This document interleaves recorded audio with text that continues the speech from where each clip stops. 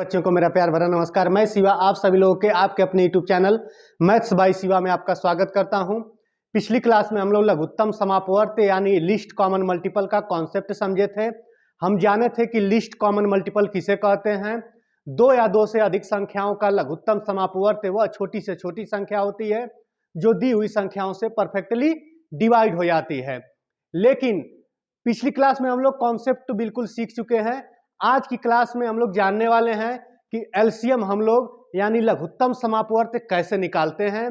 और आपको थंबनेल से देखकर पता चल ही गया होगा कि मात्र 5 सेकंड में आप भी एलसीएम किसी भी संख्याओं को, कई संख्याएं दी हुई हैं उनका एलसीएम मात्र 5 सेकंड में बता देंगे।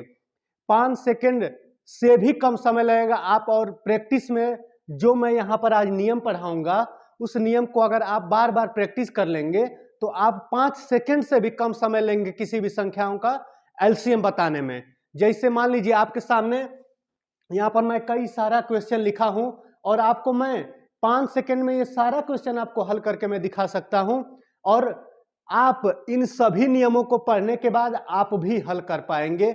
बस सिर्फ और सिर्फ प्रैक्टिस की आवश्यकता रहेगी। गणित एक ऐसी विषय है जो पूर्ण रूप से प्रैक्टिस पर डिपेंड करती है। जो जितना प्रैक्टिस करता जाएगा उसका गणित उतना ही बेहतर होता चला जाएगा। गणित में पढ़ने में कोई राज नहीं होता है, बस कॉन्सेप्ट समझ लीजिए और ज्यादा से ज्यादा जो बच्चा क्वेश्चन को ज्यादा से ज्यादा प्रैक्टिस कर लेगा वह उतना ही बेहतर हो जाएगा गणित विषय में। देखिए यहां पर एक क्वेश्चन दिया हुआ है कि 10, 20 और 30 का हमसे एलसीएम पूछ रहा है। मुझे देखते ही पता चल गया है कि इसका एलसीएम 60 होगा। आपको कैसे पता, आप भी सोचेंगे कि कैसे पता चल गया है। तो आगे जो मैं ये नियम लिखा हूं, 8 तरह के नियम हम पढ़ने वाले हैं। जो नियम आपको सबसे बेहतर लगेगा आप उसको किसी भी क्वेश्चन को लगाने में अपने जीवन में उसको उतार सकते हैं। आप कोई संख्या दी हुई है उसका एलसीएम निकालना है तो आप इन विधियों का प्रयोग कर सकते हैं। आगे देखिए, आगे एक क्वेश्चन दिया हुआ है, 9 लिखा हुआ है, 18 लिखा हुआ है, 54 का हमसे एलसीएम पूछ रहा है। एलसीएम मतलब लिस्ट कॉमन मल्टीपल पूछ रहा है। लिस्ट कॉमन मल्टीपल का मतलब कॉन्सेप्ट में पिछली क्लास में बताया था कि अगर ढेर सारी संख्याएं दी हुई हैं उन सभी संख्याओं से कटने वाली और छोटी से छोटी संख्या ही हमारा एलसीएम होती है। यानी इन सभी संख्याओं से कटने वाला और सबसे छोटा नंबर ही एलसीएम होगा। यानी इन सभी संख्याओं से कटने वाला सबसे छोटा नंबर क्या दिखाई देगा? 54 होगा। अगला क्वेश्चन लिखा हुआ है, यहां पर इतनी ढेर सारी संख्याएं दी हुई है लेकिन बिल्कुल डरने की जरूरत नहीं है, बहुत आसानी से हम बता सकते हैं। देखिए यहां पर कितनी संख्याएं लिखी हुई हैं, 1, 2, 3, 4, 5, 5 संख्याएं दी हुई हैं और इन 5 संख्याओं से पूर्ण रूप से डिवाइड होने वाली सबसे छोटी से छोटी संख्या हमको खोजना है, उसी को हम एलसीएम कहते हैं। यानी इन सभी संख्याओं से कटने वाली छोटी से छोटी संख्या देखते ही पता चल रहा है क्या हो जाएगा, 32 हो जाएगा। बहुत लोग सोचेंगे कि सर को पहले से याद था, लेकिन याद नहीं। आप भी इन नियमों को अगर सीख लेंगे और बार बार प्रैक्टिस कर लेंगे तो प्रैक्टिस करने के बाद आपके पास कोई भी क्वेश्चन दिया जाएगा आप बिल्कुल आसानी से मात्र 1-2 सेकंड या 3 सेकंड का समय लेंगे और बता देंगे। यानी प्रश्न को देखने में जितना आपको समय लगेगा सिर्फ वही समय आपका जाएगा, बाकी आप आंसर पर पहुंच जाएंगे। देखिए जैसे ये क्वेश्चन दिख रहा है, 5, 3 और 2 का एलसीएम, 5, 3, 2 का एलसीएम क्या हो जाएगा? 30 हो जाएगा। यहां पर देखिए बड़ी बड़ी संख्याएं दी हुई हैं। लार्जेस्ट नंबर दिया हुआ है, लिखा हुआ है, पहली संख्या है 90 है, दूसरा 900 है, तीसरा 9000 है, अगला वाला क्या है? 9 लाख लिखा हुआ है। इसका क्या हो जाएगा एलसीएम? सीधा सीधा 9 लाख हो जाएगा। इसका एलसीएम सीधा सीधा 9 लाख हो जाएगा। यहां पर देखिए अगले क्वेश्चन में कौन कौन संख्याएं आई हुई हैं, 36 है, 72 है, 144 है। इसका भी इनमें एलसीएम क्या होगा? सीधा सीधा 144 हो जाएगा। आप इन 8 नियमों को जब एक बार अच्छे तरीके से सीख लेंगे, यहां पर मैं 8 क्वेश्चन लिखा हूं और 8 नियम लिखा हूं। एक क्वेश्चन को जो नियम के सामने जस्ट मैं उधर क्वेश्चन लिखा हूं, उसी क्वेश्चन को उस नियम से समझ लेंगे हम लोग। और जब आप एक बार नियम समझ लीजिएगा तो उसको कई क्वेश्चन कहीं ना कहीं किसी न किसी किताब से उठा के कई क्वेश्चन आप प्रैक्टिस कर लीजिएगा, आपको बखूबी अच्छे तरीके से एलसीएम निकालना आ जाएगा। चलिए तो हम मिटाते हैं और हम लोग कॉन्सेप्ट पढ़ना सीखते हैं। कॉन्सेप्ट पढ़ना सीखते हैं। सबसे पहला कॉन्सेप्ट क्या है हमारा? कॉन्सेप्चुअल मेथड ही है, यानी अवधारणा विधि। अवधारणा, गणित में अवधारणा शब्द का अर्थ यह होता है कि जिस चीज के बारे में हम सीख रहे हैं वो वास्तव में होता क्या है। यानी हम एलसीएम के बारे में पढ़ रहे हैं तो एलसीएम वास्तव में क्या होता है, लघुत्तम समापवर्त्य वास्तव में किसे कहते हैं। सपोज करिए कि आपके पास कई संख्याएं हैं, आपके पास सपोज करिए कि कई संख्याएं हैं और इन संख्याओं से कोई एक ऐसी संख्या है जो इन सभी संख्याओं से डिवाइड हो जा रही है, इन सभी संख्याओं से डिवाइड हो जा रही है, तो क्या इसको हम एलसीएम बोलेंगे? बिल्कुल नहीं बोलेंगे। जो डिवाइड होने वाली संख्या है वो अपने आप में अगर सबसे छोटी है, अपने आप में सबसे छोटी कहने का मतलब कि उस संख्या से और जितनी छोटी संख्याएं होंगी उन संख्याओं को भी हम देखेंगे कि क्या वो इन सभी संख्याओं से कट जा रही है।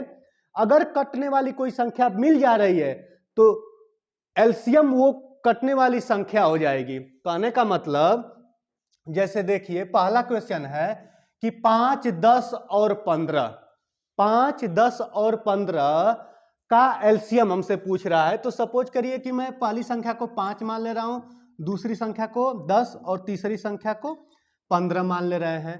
उसके बाद से हमको यहां पर एक संख्या सोचना है जो इन सभी संख्याओं से परफेक्टली डिवाइड हो जाए।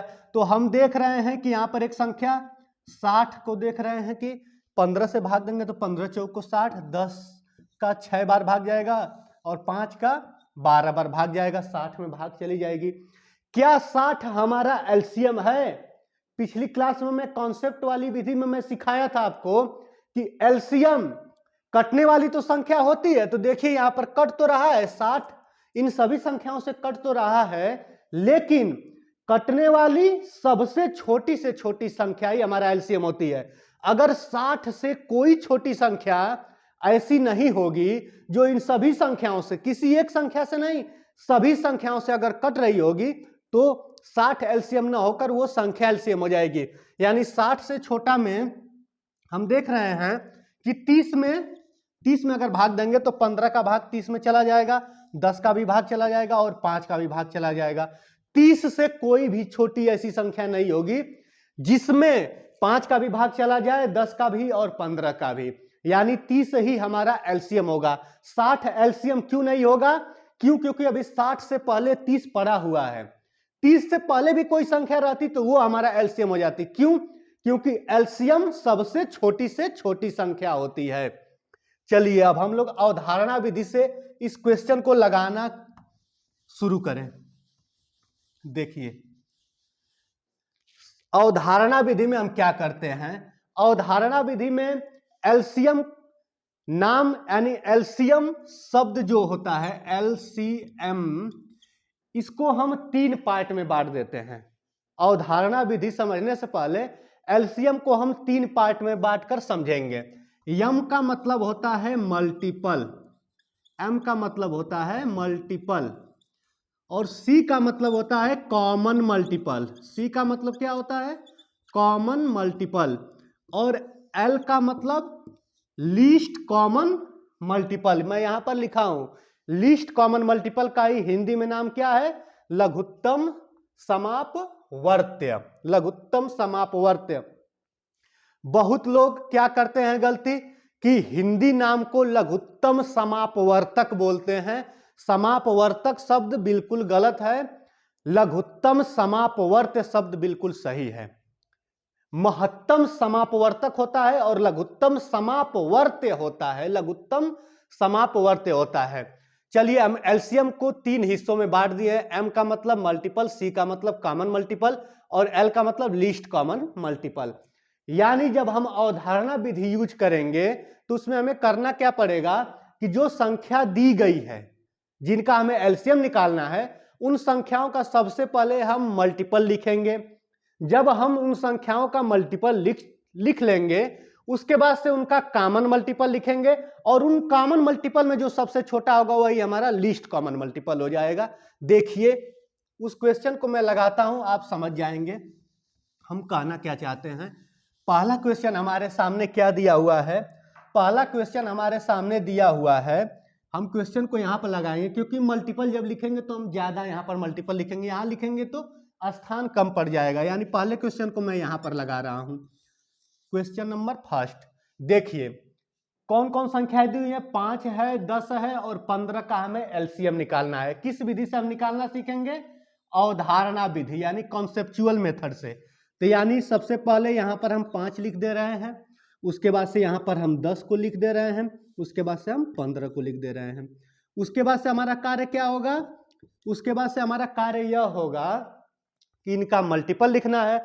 मल्टीपल, मैं मल्टीपल का पहले क्लास ले चुका हूं। मल्टीपल का मतलब यह समझ लीजिए कि किसी भी संख्या का टेबल यानी पहाड़ा लिखना, या यह समझ लीजिए कि किसी भी संख्या में प्राकृतिक संख्याओं से अगर आप गुणा कर दे रहे हैं तो उसका मल्टीपल मिलता हुआ चला जाएगा। जब हम प्राकृतिक संख्याओं से गुणा करेंगे, 5 में सबसे पहली प्राकृतिक संख्या 1 होती है, यानी 1 से गुणा करेंगे तो 5 मिलेगा, 2 से करेंगे तो 10 मिलेगा, 3 से करेंगे 15 मिल जाएगा, 20, 25, 30, 35, 40, 45, 50, 55, 60 लिख दिए हैं हम यहाँ तक। 5 का क्या लिखे हैं? मल्टीपल लिखे हैं। 60 के बाद खत्म नहीं हो जाएगा मल्टीपल, आप लिखते जाइए, मल्टीपल कभी खत्म ही नहीं होगा। क्यों?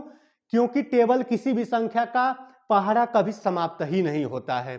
यानी देखिए, अब 10 का हम टेबल लिखते हैं, तो 10 का टेबल लिखें या 10 को यह कहें कि प्राकृतिक संख्याओं से गुणा करके हम लिखें।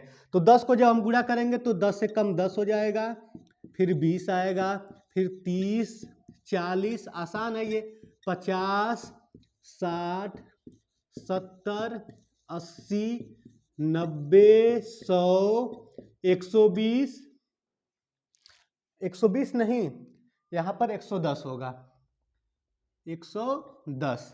देखिए 10, 20, 30, 40, 50, 60, 70, 80, 90, 100, 110। अब हम 15 का लिख दे रहे हैं, तो 15 का लिखेंगे तो सबसे पहले क्या होगा? 15 एकम 15 हो जाएगा। उसके बाद से क्या हो जाएगा? 30, 45, 60, 75, 90, 105, 120, 135, 150। देखिए, सबसे पहला कार्य सभी संख्याओं का मल्टीपल लिखना है, तो हम सभी संख्याओं का मल्टीपल लिख चुके हैं। दूसरा कार्य क्या करना है? कॉमन मल्टीपल लिखना है, यानी ऐसा मल्टीपल जो सबका मल्टीपल हो। कहने का मतलब कि कोई ऐसा भी मल्टीपल होगा जो 5 का भी मल्टीपल होगा, 10 का भी मल्टीपल होगा और 15 का भी मल्टीपल होगा। कहने का मतलब 5 के लाइन में भी आएगा, 10 के लाइन में भी आएगा और 15 के लाइन में भी आएगा। उम्मीद करते हैं आप समझ रहे होंगे। देखिए यहां पर 5 के लाइन में 5 यहां दिखाई दे रहा है, लेकिन इन दोनों के लाइन में कहीं 5 नहीं दिखाई दे रहा है। यहां पर सबसे पहले हम कॉमन मल्टीपल लिख लेते हैं। कॉमन मल्टीपल यहां पर नीचे आपको दिखाई नहीं देगा, इसलिए मैं ऊपर लिख रहा हूं कॉमन मल्टीपल। कॉमन मल्टीपल देखिए 5 यहाँ 5 की लाइन में दिखाई दे रहा है, लेकिन इन दोनों लाइन में कहीं 5 नहीं है, इसलिए 5 कॉमन मल्टीपल नहीं होगा। 10 को देखेंगे तो 10 यहाँ पर दिखाई दे रहा है, 5 की लाइन में 5 का मल्टीपल 10 है, 10 का भी मल्टीपल 10 है, लेकिन 15 का मल्टीपल 10 नहीं है, यानी 10 भी नहीं शामिल होगा इसमें, यानी 10 भी नहीं कॉमन मल्टीपल में जाएगा। उसके बाद से देखेंगे 15, इसमें 15 कहीं है ही नहीं, 15 में 15 है लेकिन 10 वाली लाइन में 15 है ही नहीं। 20 को देखिए, 20 यहाँ पर है, लेकिन इस 15 के मल्टीपल में या 15 के टेबल में 20 आता ही नहीं है, यानी 20 को भी हम नहीं लेंगे। इस प्रकार से जब हम देखते जाएंगे, 20 के बाद से 25 देखेंगे, 25 भी सब में नहीं मिलेगा। 30 देखेंगे, 30 शायद सब में मिल जाएगा। देखिए 30 5 का मल्टीपल है, 10 में भी 30 है एक मल्टीपल और 15 में भी 30 है। हमारा फर्स्ट मल्टीपल मिल चुका है, यानी 30 मिल चुका है। उसके बाद से देखिए 35 इसमें है, इसमें 35 का ही नहीं है, इसमें भी 35 का ही नहीं है। 40 को देखिए क्या इसमें है? हाँ, इसमें 40 है, इसमें 40 है, लेकिन 15 के लाइन में 40 नहीं है, यानी 15 के मल्टीपल में 40 कहीं शामिल नहीं है। उसके बाद से 40 के आगे चलते हैं, 45 पर चलते हैं। तो 45 को देखेंगे तो 10 की लाइन में कहीं 45 नहीं है। 15 की लाइन में है, हाँ देखिए यहाँ पर बिल्कुल है। यानी कॉमन मल्टीपल हम उसे कहेंगे जो तीनों में शामिल हो। देखिए ये 45 दो स्थान पर आ रहा है, लेकिन यहाँ 10 की लाइन में नहीं आ रहा है, इसलिए कॉमन मल्टीपल 45 नहीं होगा, यानी 45 कॉमन मल्टीपल हमारा नहीं होगा। यानी उसके बाद से फिर 45 के बाद से आगे चलेंगे, तो आगे चलेंगे तो देखिए यहाँ पर 60 दिखेगा, 60 दिखेगा आपको। 45 के बाद से जितनी संख्याएं हैं 50 दिखेगा, इसमें भी दिखेगा, लेकिन इसमें 50 कहीं नहीं दिख रहा है। 55, इसमें कहीं 55 नहीं है और इसमें भी कहीं 55 नहीं है। लेकिन 60 को देखिए, 60 5 का भी मल्टीपल है, 60 10 का भी मल्टीपल है और 60 15 का भी मल्टीपल है। यानी 30 के बाद दूसरा मल्टीपल हमको 60 मिल गया।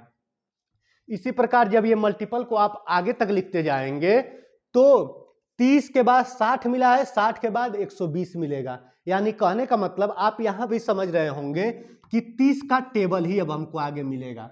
30 का टेबल मतलब 30 का पहाड़ा आपको आगे मिलेगा। यानी हमको जरूरत क्या है, हम मल्टीपल लिख लिए, कॉमन मल्टीपल लिख लिए, और उस कॉमन मल्टीपल में जो सबसे छोटा होगा वही हमारा एलसीएम यानी लीस्ट कॉमन मल्टीपल होगा। यानी एलसीएम क्या हो जाएगा, लीस्ट कॉमन मल्टीपल क्या हो जाएगा। कॉमन मल्टीपल हम यहाँ पर लिख दिए, 30 होगा, 60 होगा, 120 होगा, 180 होगा, इस तरह करके बहुत ढेर सारी 300 3 लाख तक चला जाएगा। उससे हमें मतलब नहीं है। क्यों मतलब नहीं है, क्योंकि जब हम जानते हैं कि मल्टीपल कभी समाप्त ही नहीं होगा तो हम कभी भी सबसे बड़ा मल्टीपल बता नहीं पाएंगे, और सबसे बड़ा मल्टीपल जब नहीं बता पाएंगे तो क्या बताएंगे, जो सबसे छोटा हो। और जो सबसे छोटा मल्टीपल हमको यहां पर दिखाई दे रहा है, सबसे छोटा मल्टीपल क्या है, 30 है। यानी एलसीएम कितना आ गया, 30 आ गया। यानी 5 10 15 का एलसीएम क्या हो गया, 30 आ गया। किस विधि से हम निकाले हैं, अवधारणा विधि। अवधारणा विधि क्या कहती है, कॉन्सेप्चुअल मेथड यह बोलता है कि सबसे पहले संख्याओं का आप मल्टीपल लिख लीजिए, मल्टीपल लिखने के बाद से कॉमन मल्टीपल लिख लीजिए, कॉमन मल्टीपल के बाद से जो सबसे छोटा है वही आपका एलसीएम होगा। चलिए अब हम लोग अगली विधि सीखते हैं, भाग विधि। भाग विधि से बहुत सारे लोग अक्सर परिचित रहते हैं। भाग विधि और कहा गया अभाज्य गुणनखंड विधि। भाग विधि और अभाज्य गुणनखंड विधि आप लोग बचपन से पढ़ते आए होंगे। बाकी कुछ इसमें नई नई ट्रिक्स भी हैं, उसको मैं सिखाऊंगा आपको इस क्लास में। चलिए दूसरा नंबर का क्वेश्चन अब हम लोग लगाते हैं। अवधारणा विधि में कुछ करना नहीं है, सिर्फ और सिर्फ संख्याओं का मल्टीपल लिखिए और फिर कॉमन मल्टीपल लिखिए। कॉमन शब्द का अर्थ होता है जो सब में शामिल हो, और उन कॉमन मल्टीपल्स में जो सबसे छोटा आपको दिख रहा है वही आपका एलसीएम होगा। आप समझ चुके होंगे। अब क्वेश्चन नंबर 2 हम लोग लगाते हैं, यानी दूसरा क्वेश्चन हम लोग लगाएंगे। दूसरा क्वेश्चन अब हम लोग सॉल्व करेंगे।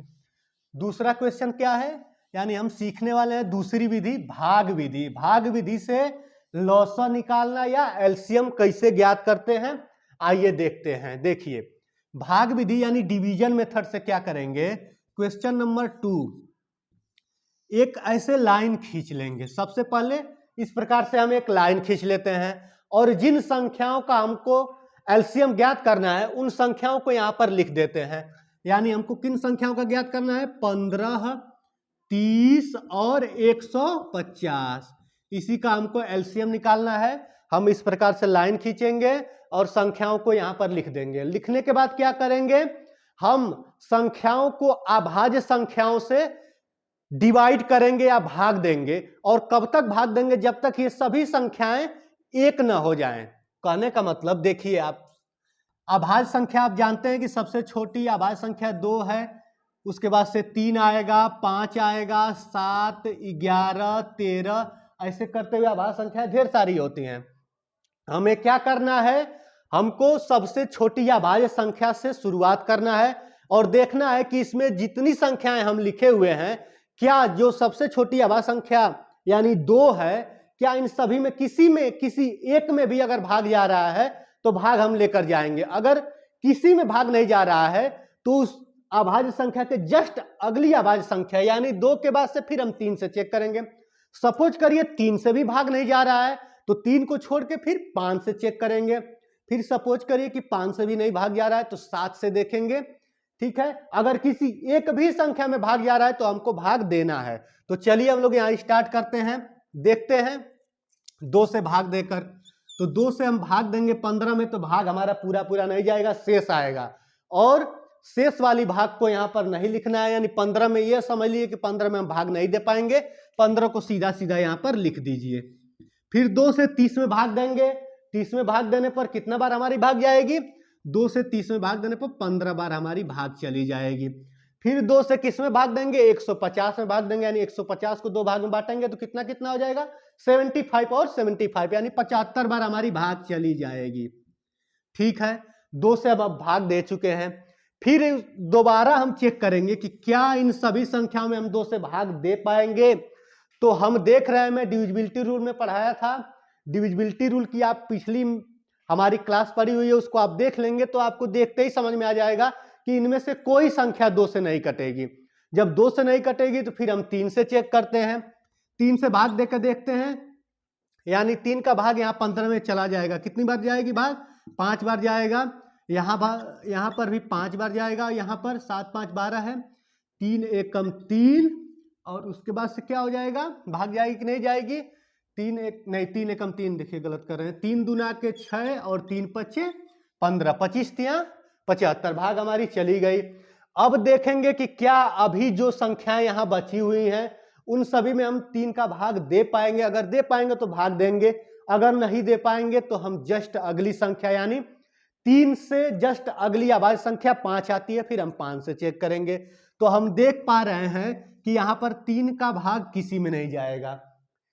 क्यों हम देख ले रहे हैं, कैसे हम जान जा रहे हैं, तो आप डिविजिबिलिटी रूल पिछली क्लास में पढ़ लीजिएगा, आप भी जान जाएंगे कि हाँ कैसे संख्या को देखते हैं, बता देंगे कि संख्या किस संख्या से कटेगी या नहीं कटेगी। हम देख रहे हैं ये संख्या किससे कटेगी, 5 से कटेगी। 5 से इस 5 में भाग देंगे, कितनी बार हमारी भाग चली जाएगी, 1 बार। इस 5 में भाग देंगे तो 1 बार, और इस 25 में भाग देंगे तो हमारी 5 बार चली जाएगी। यानी 2 संख्याएं तो अब 1 हो चुकी हैं, अब ये एक संख्या हमारी बची हुई है। 5 को अब कौन काटेगा, 5 ही काट सकता है। फिर एक बार 5 से भाग जाएगा हमारा, 1 हो गया, ये भी 1 हो गया और ये भी 1 हो गया। जब देखेंगे कि जब तीनों संख्याएं 1 हो गई, मतलब 1 हो गया, तो हमारा कार्य समाप्त हो गया, यानी अब हम एलसीएम के करीब पहुंच चुके हैं। अब करना क्या होता है, लिख दीजिए LCM is equal to 2 into 3 into जितनी संख्याओं से हम यहाँ पर डिवाइड दे पाए हैं, यानी भाग दे पाए हैं, उन संख्याओं का आपस में गुणा कर देंगे। 2 इंटू 3 इंटू 5 इंटू 5, 5 इंटू 5, देखिए कितना आ जाएगा, 2 त्याई 6, 6 पचे 30, और 30 पचे कितना हो जाएगा, 30 पचे 150 हो जाएगा, 5 त्याई 15। यानी इस तरह भी कर सकते हैं, 5 पचे 25, 25 तिया 75, और 75 दुना के कितना होता है, 150 होता है। उम्मीद करते हैं आपको भाग विधि समझ में आ गया होगा। अब हम अगली विधि पर चलते हैं। गुणनखंड विधि सीखने से पहले हम अभाज्य गुणनखंड विधि सीखेंगे। गुणनखंड विधि सीखने से पहले अभाज्य गुणनखंड विधि सीखेंगे। हम पहली विधि सीख चुके हैं, दूसरी विधि भी सीख चुके हैं, अब हम इस विधि को सीखने जा रहे हैं। देखिए क्लास थोड़ी लंबी हो जाएगी, लेकिन बहुत ही फायदेमंद क्लास है, क्लास से अंत तक बने रहिएगा। देखिए तीसरा क्वेश्चन नहीं, चौथे क्वेश्चन को हम लगाने जा रहे हैं, क्वेश्चन नंबर 4। अब हम कौन सी विधि लगाने जा रहे हैं, प्राइम फैक्टराइजेशन मेथड, यानी अभाज्य गुणनखंड विधि। देखिए आपके सामने यहाँ पर क्वेश्चन भी हम पहले से लिखे हुए हैं, इसका हम अभाज्य गुणनखंड विधि से एलसीएम ज्ञात करेंगे। देखिए अभाज्य गुणनखंड विधि से एलसीएम निकालने में करते क्या है, हम सभी संख्याओं को हम पहले लिख लेंगे, जो जो संख्याएं दी हुई हैं। 20 दिया हुआ है, 25 दिया हुआ है, उसके बाद से क्या दिया हुआ है, 49 दिया हुआ है। 20 का अभाज्य गुणनखंड करेंगे, 25 का अभाज्य गुणनखंड करेंगे, फिर 49 का अभाज्य गुणनखंड करेंगे। तो 20 का अभाज्य गुणनखंड कितना हो जाएगा, 2 दूना के 4 पचे 20। अगर आपको अभाज्य गुणनखंड करना नहीं आता है तो पिछली क्लास में हम अभाज्य गुणनखंड भी पढ़ा चुके हैं, आप वहां से अभाज्य गुणनखंड करना सीख सकते हैं। देखिए 25 का कितना हो जाएगा, 25 का हो जाएगा 5 गुणे 5। 49 का कितना हो जाएगा, 7 गुणे 7। अभाज्य गुणनखंड विधि बहुत ही आसान होती है। देखिए सबसे पहले संख्याओं का हम अभाज्य गुणनखंड कर दिए, उसके बाद से डायरेक्ट हम अपने एलसीएम पर आ जाएंगे। देखिए कैसे हम डायरेक्ट अपने एलसीएम पर आ जाएंगे। सबसे पहले हम देखेंगे कि जितनी संख्याओं का हम अभाज्य गुणनखंड लिखे हैं वहां पर किस किस तरह की संख्याएं हमको दिखाई दे रही हैं। तो हम यहां पर देख रहे हैं कि 2 दिखाई दे रहा है, 5 दिखाई दे रहा है और 7 दिखाई दे रहा है। जो जो संख्याएं दिखाई देती हैं सबसे पहले उनको आपस में गुणा के रूप में लिख लेते हैं। हमको क्या दिखाई दे रहा है, 2 दिखाई दे रहा है और उसके बाद से 5 दिखाई दे रहा है, उसके बाद से क्या दिखाई दे रहा है, 7 दिखाई दे रहा है। हम सबसे पहले देखे हैं कि किस तरह की संख्याएं दिखाई दे रही हैं और उन संख्याओं को यहां पर हम लिख दिए हैं। उसके बाद से क्या कार्य करना है, अभी हमारा ये एलसीएम नहीं हुआ है, इसका गुणा कर देंगे तो एलसीएम नहीं आ जाएगा।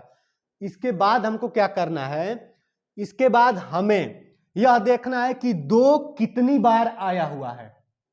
कितनी बार का मतलब किसी एक लाइन में 2 अधिकतम कितनी बार आया हुआ है। तो इस लाइन में हम देख रहे हैं कि अधिकतम 2 कितनी बार आया हुआ है, 2 बार।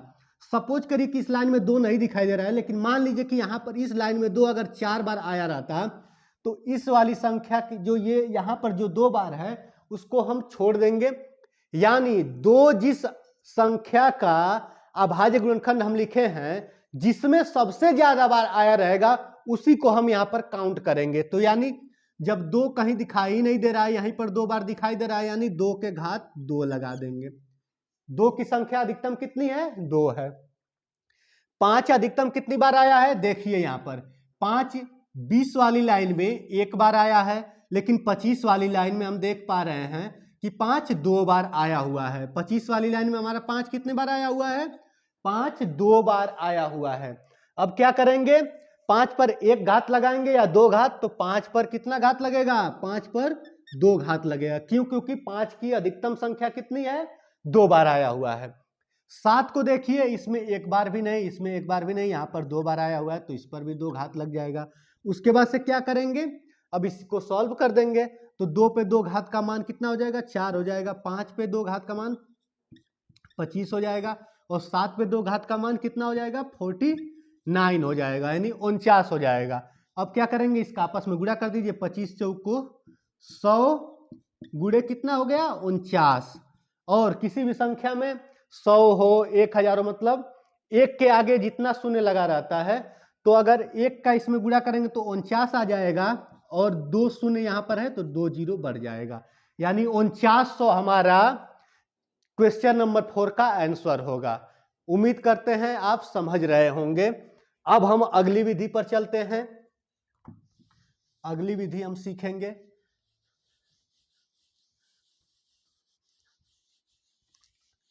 यानी हम कितनी विधि सीख चुके हैं, अभाज्य गुणनखंड विधि भी हम सीख चुके हैं। अब हम सीखेंगे गुणनखंड विधि। गुणनखंड विधि यानी फैक्टोरियल मेथड। देखिए क्वेश्चन नंबर 3 को हम लगाएंगे।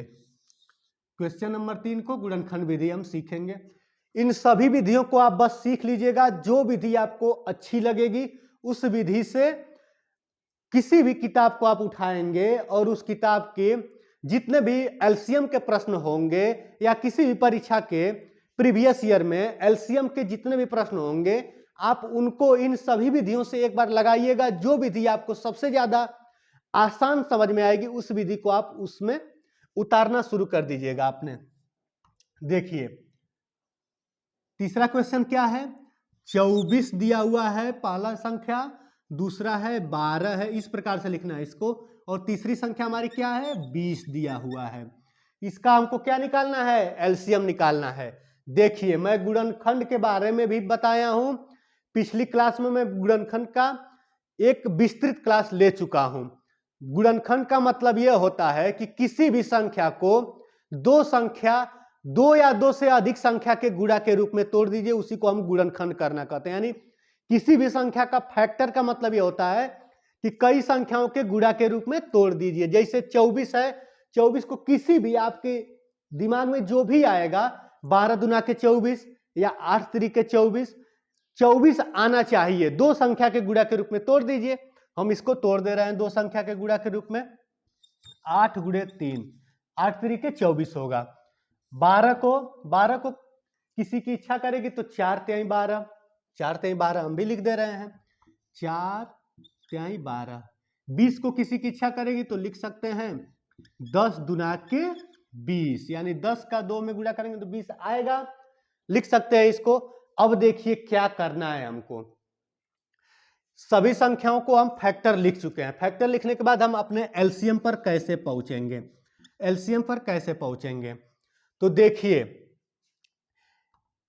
पहली संख्या, दूसरी संख्या, तीसरी संख्या, जो यहां पर 4 दिखाई दे रहा है, इस 8 में उसका भाग पूरा पूरा चला जाएगा।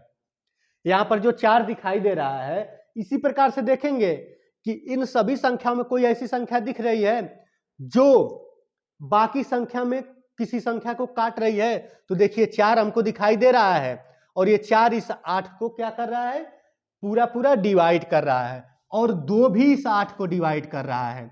यानी जो संख्या डिवाइड कर पा रही है उसको हम भूल जाएंगे, यानी उसको हम छोड़ देंगे। जो संख्या डिवाइड कर पा रही है उसको हम छोड़ देंगे, देखिए समाप्त कर देंगे, वो संख्याएं चली गई। और जो संख्या में वो भाग दे पा रही थी उस संख्या को यहां पर लिख लेंगे। हम लिख लिए हैं, गुणे का चिन्ह लगा देंगे। उसके बाद से क्या करेंगे, देखिए 3 का इस 3 में भाग चला जा रहा है, तो यानी 1 3 हम ले लेंगे। चलिए ठीक है, 1 3 भी ले लिए, इसको भी गायब कर दिए, समाप्त हो गया। उसके बाद से हमको क्या कार्य करना है, 8 को तो हम पहले ले चुके हैं, बस 10 बचा हुआ है, 10 को हम यहां पर लिख ले रहे हैं। यहां पर हम लिख लिए, क्या हो जाएगा अब, 8 तरीके 24, 24 दहा में 240 हमारा एलसीएम आ गया। उम्मीद करते हैं आप इस विधि को समझ पाए होंगे। करना क्या है कि संख्या को किन्हीं दो संख्या के रूप में आप गुणा के रूप में तोड़ दीजिए। उसके बाद से देखिए सभी संख्या में मिलान कीजिए कि कोई ऐसी संख्या तो नहीं ना दिख रही है जो अलग वाली संख्या में किसी संख्या को काट रही है। अगर काट रही है तो काट दीजिए वहां पर, और जो वो अपने आप में जो संख्याओं में जो अपने आप में जो बड़ी है उसको शामिल कर लीजिए। अभी आप पीछे देखे हैं कि 2 और 4 को हम सबसे पहले मिटाए हैं। 2 और 4 को हम क्यों मिटाए हैं, क्योंकि उसका भाग 8 में पूरा पूरा जा रहा था। 3 को हम क्यों नहीं मिटाए हैं, 3 को भी मिटाए हैं, लेकिन ये 3 हम देख रहे थे कि एक 3 का इस 3 में भाग जा रहा था, यानी अगर दोनों बराबर संख्याएं भी हैं तो एक बार यहां शामिल होगी, यही समझना है। 10, अब 10 कोई ऐसी संख्या ही नहीं दिखाई दे रही कि अगर मान लीजिए कोई सपोज करिए कि एक संख्या अगर बची रहती 10 के अलावा, अगर सपोज करिए कि 100 बचा रहता, तो हम 10 को नहीं शामिल करते, हम 100 को शामिल करते। क्यों, क्योंकि इस 10 से इस 100 में भाग जा रहा है, तो यानी ये अपने आप में बड़ा है, तो इसको हम ले लेंगे। उम्मीद करते हैं आपको समझ में आ रहा होगा। अब हम आगे चलते हैं, यानी 1 2 3 4 4 नियम हम सीख चुके हैं। फिर अगला नियम,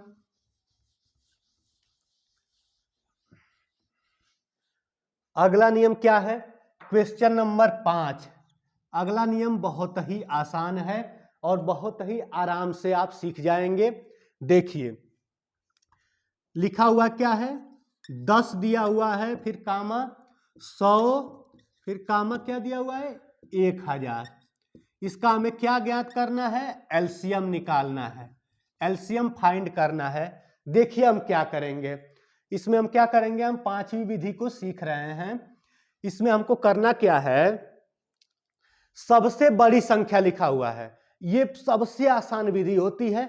बस थोड़ा सा आपको ध्यान देना है कि अगर कई संख्याएं आपको दी गई हैं और उनका आपको एलसीएम बताना है, तो उन सभी संख्याओं में जो सबसे बड़ी संख्या आपको दिखाई दे रही है, उस बड़ी संख्या को एक जगह आप लिख लीजिए। 10, 100 और 1000 में हमको 1000 दिखाई दे रहा है कि सबसे बड़ी संख्या है। और फिर क्या करना है कि फिर देखिए कि क्या 10 इस 1000 में, 10 से इस 1000 में भाग देंगे तो भाग हमारी पूरी पूरी चली जाएगी, तो बिल्कुल चला जाएगा। क्यों, क्योंकि मैं 10 का रूल आपको बताया था। 10 का डिविजिबिलिटी रूल क्या होता है कि जिस संख्या के अंत में 0 हो वो संख्या 10 से बिल्कुल कटेगी, तो इस संख्या के अंत में 0 है, बिल्कुल कटेगा। 100 से ये संख्या कटेगी कि नहीं कटेगी? बिल्कुल कटेगी। जब लास्ट का 2 जीरो है, 2 जीरो, आप देख समझ पा रहे होंगे कि 100 का भाग भी इसमें चला जाएगा और 1000 का भाग भी चला जाएगा, तो हमारा एलसीएम 1000 होगा। एलसीएम होता ही क्या है? एलसीएम का मतलब यह होता है कि जितनी संख्या दी गई है उन सभी संख्याओं से कटने वाली संख्या खोजना है, और वो भी अपने आप में सबसे छोटी हो। एलसीएम तो यही तो होता है। एलसीएम लघुत्तम समापवर्त क्या होता है? लघुत्तम समापवर्त दिए हुई संख्याओं से कटने वाली छोटी से छोटी संख्या होती है। यानी ये जो संख्याएं दी हुई हैं इनसे कटने वाली सबसे छोटी संख्या 1000 है। इन सभी से कटने वाली आगे एक संख्या मिल सकती है, हमको 2000 मिल जाएगा, आगे और 3000 मिल जाएगा, लेकिन सबसे छोटा क्या होगा? 1000 होगा। उम्मीद करते हैं आपको ये नियम भी समझ में आ गया होगा। अब हम अपने अगले नियम, छठे नियम पर चलते हैं। छठा नियम क्या है? छठा नियम है, देखिए, गुणनखंड वृक्ष यानी फैक्टर ट्री। पिछली क्लास में हम आपको फैक्टर ट्री भी पढ़ा चुके हैं कि संख्याओं का फैक्टर ट्री कैसे बनाते हैं। मैं यहां पर फैक्टर ट्री बनाऊंगा, अगर आपको नहीं समझ में आएगा तो आप पिछली क्लास से हमारे देख सकते हैं कि फैक्टर ट्री हम कैसे बनाते हैं। देखिए, संख्याएं क्या क्या दी हुई है? 40 है, 50 है और 200 है। यहां पर मैं 40 लिख ले रहा हूं, बीच में मैं 50 लिख ले रहा हूं और यहां पर 100 लिख ले रहा हूं। इसी का हमें क्या ज्ञात करना है? एलसीएम ज्ञात करना है। अब हम क्या करेंगे? फैक्टर ट्री बना रहे हैं तो फैक्टर ट्री हम जानते हैं कि कैसे बनाते हैं। 8 पचे 40। फैक्टर ट्री संख्याओं को गुणा के रूप में तोड़ते हैं, तब तक तोड़ते हैं जब तक संख्याएं पूर्ण रूप से अभाज्य न मिल जाए। तो देखिए, जब एक अभाज्य संख्या मिली तो हम एक सर्कल बना लेते हैं। फिर 8 को जब तोड़ेंगे क्या लिखेंगे? तो लिखेंगे 4 दूना के 8, यानी यहां पर एक और मिल गया अभाज्य संख्या, और 4 को भी तोड़ देंगे। किसी भी परिस्थिति में भाज्य संख्या नहीं रहने देंगे, सबको हमें क्या कर देना है? अभाज्य कर देना है। इस 4 को हम क्या लिख सकते हैं? 2 गुणे 2। अब देखिए, ये फैक्टर ट्री बन चुका है। आप गुणा करिए, 2 दूना के 4 दूना के 8 पचे 40 आपको मिल जाएगा। अब अगली संख्या है 50 है, इसको भी दो संख्या के गुणा के रूप में तोड़िए, किसी भी दो संख्या के गुणा के रूप में तोड़िए, और उसको तब तक तोड़ते रहिए जब तक संख्या पूर्ण रूप से अभाज्य न मिल जाए। देखिए, यहां पर लगातार अब अभाज्य मिल गया, अंत में भी अभाज्य मिल गया, और हम जानते हैं कि अभाज्य संख्या को दो संख्या के गुणा के रूप में नहीं तोड़ पाते हैं। ठीक है, 50 को तोड़िए, तो 50 को हम लिख सकते हैं 10 पचे 50, और 10 को दो भाग में तोड़ सकते हैं, 2 पचे 10। देख रहे हैं कि एक अभाज्य संख्या, दो अभाज्य संख्या, तीन अभाज्य संख्या हमको मिल गया। अभाज्य संख्या को इंग्लिश में प्राइम फैक्टर कहते हैं। देखिए, 2 पचे 10, 10 पचे 50 हमारा हो गया। 100 को हम क्या लिख सकते हैं? 100 को लिख सकते हैं 20 पचे 100, 5 एक अभाज्य संख्या मिल गई, 20 को लिख सकते हैं 4 पचे 20, फिर एक बार और 5 मिल गया, फिर 4 को लिख सकते हैं 2 गुणे 2, एक बार और 2 बार हमको मिल गया है। यहां पर देखिए, हम फैक्टर ट्री बना चुके हैं, और फैक्टर ट्री से हम एलसीएम कैसे प्राप्त करेंगे? बहुत ही आसान है। सबसे पहले हम देखेंगे कि जितनी तरह की संख्याएं, यहां पर 3 संख्याएं थी, 1 2 3 यहां पर संख्याएं थी। इन तीनों संख्याओं में करना क्या है कि जब हम इसका फैक्टर ट्री बना चुके हैं तो इसमें कुछ अभाज्य संख्याएं आई हुई हैं। उन अभाज्य संख्याओं में से हमको यह देखना है कि किस किस तरह की अभाज्य संख्याएं इसमें आई हुई हैं। तो इसमें हम देख रहे हैं कि इसमें किस तरह की अभाज्य संख्या है? 2 और 5 है। इसके वाले में कैसी कैसी संख्या है? 2 और 5 है। इसमें भी 2 और 5 है। यानी अभाज्य संख्याएं, दो तरह की अभाज्य संख्या इसमें आई हुई है, दो तरह की अभाज्य संख्याएं इसमें आई हुई हैं। तो लिख लीजिए पहले 2 और गुणे 5, जो दो अभाज्य संख्याएं आई हुई हैं। या इस तरह से आपको नहीं समझ में आ रहा है तो इस तरह से भी समझ सकते हैं कि जो सबसे बड़ी संख्या है, जो सबसे बड़ी संख्या है उसमें किस किस तरह की संख्याएं आई हुई हैं, उसको भी अगर आप एक बार देख लेंगे तो वहां से भी आपका कार्य चल सकता है। तो देखिए, हम सबसे पहले देखे हैं, लिख चुके हैं। अब हम क्या करेंगे कि देखेंगे कि 2 किस वाली संख्या में सबसे ज्यादा बार आया हुआ है। किसके फैक्टर ट्री में यानी फैक्टर ट्री में ये देखिए ये पत्ती हम बनाए हुए हैं, समझ लीजिए कि एक प्रकार से ये पत्ती बनी हुई है। तो किस पत्ती में, यानी किस पत्ती में 2 सबसे ज्यादा बार आया हुआ है, तो इसमें देखेंगे कि 1 बार, इसमें 2 बार, और इसमें देख रहे हैं कि कितने बार आया हुआ है, 1 2 3 बार। यानी 2 अधिकतम कितनी बार आया हुआ है, जिसमें अधिकतम आया रहेगा उसको हम यहां पर शामिल करेंगे। तो अधिकतम कितनी बार आया हुआ है, 3 बार। तो 2 का घात 3 लगा दीजिए, 2 की पावर 3 लिख दीजिए। उसके बाद से देखिए 5 इसमें 1 बार आया है, 50 वाले में 2 बार आया है, और 100 वाले में 1 2 बार, यहां पर भी 2 बार आया है। यानी अधिकतम संख्या उसकी कितनी है, किसी एक वाली संख्या में अधिकतम संख्या उसकी कितनी है, 2 है। अधिकतम संख्या को हमको काउंट करना है, लिख दिए। 2 दूना के 4 दूना के 8, और ये कितना हो जाएगा, 5 पचे 25, 25 बटे कितना आ जाएगा, 200 आ जाएगा। यानी इन संख्याओं का एलसीएम कितना आ गया, 200 आ गया। करना क्या है, फैक्टर ट्री बना लीजिए। उसके बाद से देखिए किस किस तरह की संख्याएं आई हुई हैं, उन संख्याओं में यह देखना है कि कौन संख्या अधिकतम कितनी बार आई हुई है, उसको पावर लगा के आप गुणा कर सकते हैं। यही है गुणनखंड वृक्ष विधि। और अब हम अपनी अगली विधि को सीखेंगे। गुणनखंड वृक्ष विधि भी सीख चुके हैं, अब हम विकल्पीय विधि, विकल्प विधि सीखेंगे। विकल्प विधि देखिए, विकल्प विधि कैसे हम बताएंगे। कोई क्वेश्चन दिया रहता है, अगर किसी भी एग्जाम में क्वेश्चन देता है तो 4 ऑप्शन हमको देता है, और ऑप्शन को देखकर भी हम बता सकते हैं कि कोई क्वेश्चन दिया हुआ है, उसके ऑप्शन को भी देखकर हम बता सकते हैं कि हाँ उसका एलसीएम क्या है। देखिए यहाँ पर कौन कौन सी संख्याएं दी हुई हैं, लिखा हुआ है क्वेश्चन नंबर फर्स्ट 12 लिखा हुआ है, 48 लिखा हुआ है, और 96 लिखा हुआ है। और आपको 4 ऑप्शन दिया हुआ है, मान लीजिए 12 लिखा हुआ है, सेकंड ऑप्शन मान लीजिए 48 लिखा हुआ है, तीसरा ऑप्शन मान लीजिए 30 लिखा हुआ है, चौथा ऑप्शन मान लीजिए 96 लिखा हुआ है। अब करना क्या है हमको, हम जानते हैं कि लघुत्तम समापवर्त या एलसीएम दी हुई संख्याओं से कटने वाली सबसे छोटी से छोटी संख्या होती है।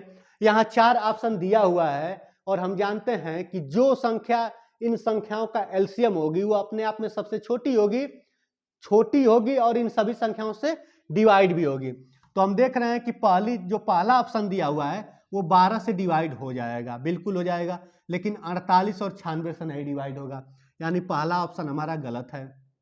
दूसरा ऑप्शन क्या दिया हुआ है, 48 दिया हुआ है। 48 में अगर हम 12 से भाग देंगे तो भाग हमारी पूरी पूरी चली जाएगी, और 48 से भी भाग देंगे तो भाग हमारी पूरी पूरी चली जाएगी। यानी 12 से भी 48 कट रहा है और 48 से भी कट रहा है। 96 से चेक करेंगे तो 96 देख रहे हैं कि बड़ी संख्या 48 में भाग नहीं जा सकता है, इसलिए ये ऑप्शन भी हमारा गलत है। 30 को देख रहे हैं कि 30 में तो यहाँ पर जितनी संख्याएं हम लिखे हैं किसी का भाग उसमें नहीं जाएगा, यानी 30 बिल्कुल नहीं शामिल होगा। फिर 12 से अब देखेंगे, चेक करेंगे कि क्या 96 में भाग देंगे तो 12 बटे 96, 8 बार भाग हमारी जाएगी, यानी 12 से भी कटेगा। 48 से चेक करेंगे क्या 48 का भी भाग जा रहा है, तो बिल्कुल 48 का भी भाग चला जाएगा। 96 से चेक करेंगे, 96 का भाग भी देंगे तो 96 में भाग चला जाएगा। यानी ऑप्शन को देखकर भी हम बता सकते हैं कि दी हुई संख्याओं का एलसीएम क्या होगा। यानी इन संख्याओं का एलसीएम कितना हो जाएगा, इन संख्याओं का एलसीएम 96 आ जाएगा। आप समझ चुके हैं, दी हुई संख्याओं से डिवाइड होने वाली सबसे छोटी से छोटी संख्या ही हमारा लॉसअ या लघुत्तम समापवर्त या लीस्ट कॉमन मल्टीपल या लोवेस्ट कॉमन मल्टीपल होती है। अब हम अपनी अंतिम विधि पर जाएंगे, अभाज्य संख्याओं का। अंतिम विधि क्या है, अंतिम विधि बिल्कुल आसान है। इस तरह का अगर क्वेश्चन आएगा तो आप देखते ही तुरंत उत्तर बता देंगे।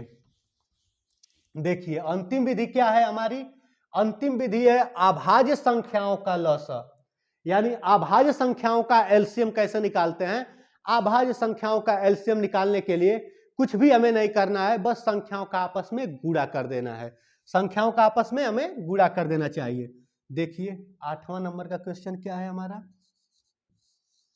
संख्याएं कौन कौन सी हैं, 2 है, 3 है, 5 है, 7 है, 11 है। 1 2 3 4 5, यहां पर 5 संख्या दिया हुआ है और इसका हमें एलसीएम निकालना है।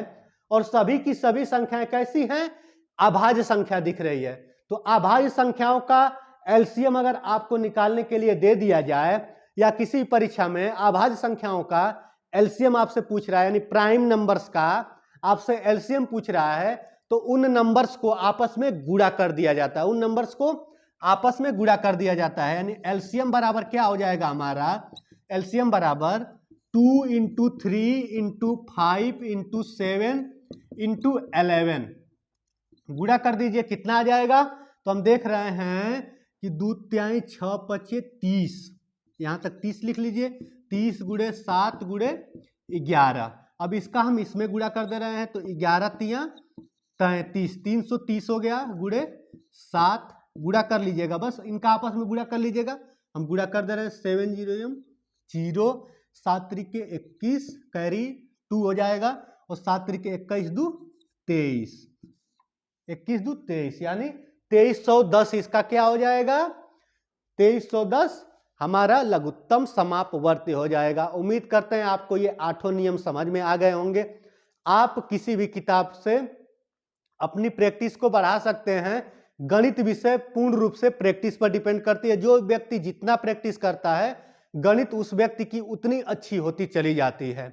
उम्मीद करते हैं आपको सारा का सारा नियम समझ में आया होगा, और अगर यह क्लास अच्छी लगी होगी तो इस क्लास को लाइक कर दीजिएगा। ठीक है, धन्यवाद।